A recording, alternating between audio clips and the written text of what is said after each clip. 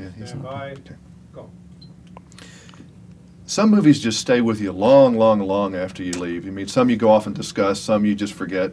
This one, I still think about it, and I don't know why, but I just do. Do you know why I think about it? I think it's different for everybody, the reaction to this film, but I think it hits people on a certain level about, you know, having to do with family and devotion to family and responsibility and love.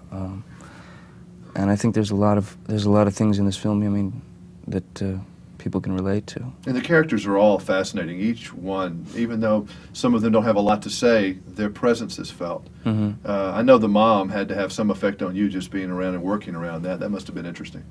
Well, I mean, I just remember thinking, and still thinking, that how incredibly brave Darlene Cates was. I mean, first of all, to do the film, having never acted before, but to pull off a performance that has no seams to it. I mean, it was perfect. And then Leonardo, what a great Leonardo, again, seamless, flawless, perfect. Did he have trouble getting into that every day, or that just something he popped in and out of? No, popped right in, right in. He's very good and very dedicated kid. But it's fun to watch all the different characters in here. It's like any small town has a lot of characters in it anyway. Yeah. Did you find that when you were shooting in Austin? Did you get into the culture a little bit? Absolutely, yeah. You're kind of an LA boy these days, so it's quite different going to Austin. Well, it was refreshing going to a town that's a bit smaller, you know, where everybody knows everybody, and it helped with making the film. I mean, you know, Austin's soul is music, and so I know that you like music a lot. Did you get into the music scene there? I couldn't believe the amount of clubs that had such great music in them.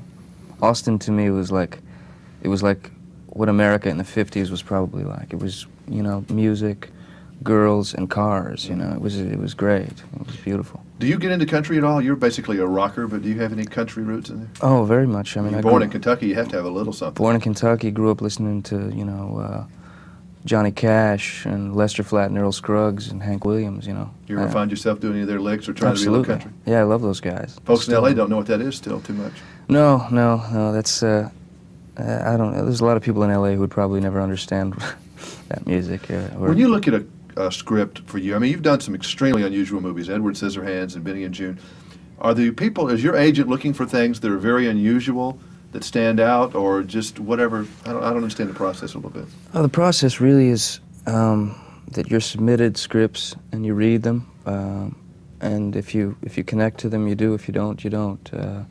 Luckily, I've been able to do stories, you know, that I connected to, and work with filmmakers that I've wanted to work with. I mean, I'm incredibly lucky in that sense. So when people see you on the street, what is the one thing, though, that young people or whoever come up to you to say if they have something they really like of you? What do they hit you about? What's the first thing? Edward Scissorhands is because that was the most commercial. Probably the most commercial, and for some reason seems to stick with people, which is nice, you know. And young girls, I bet, like Benny and June. You know what's great is that since Edward Scissorhands, extremely young, I mean, like 3-year-olds and 4-year-olds come up to me, you know, and want to know about Edward, which is really nice, you know. I really enjoy the kids, and it's, you know, for years I've been labeled a lot of different things, you know, but you know, being associated with teenagers and kids, for me, is a pleasure.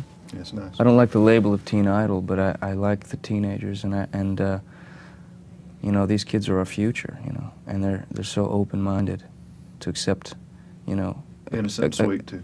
Yeah. Very innocent, very sweet, and they accept an unconventional character. Like it was great seeing you in this. It's a wonderful film. I still think about it. I could go at any time. I mean, right now. Oh yeah. Thank you a lot, John. Thank you. Boy, Leonardo. I mean, the whole thing is just.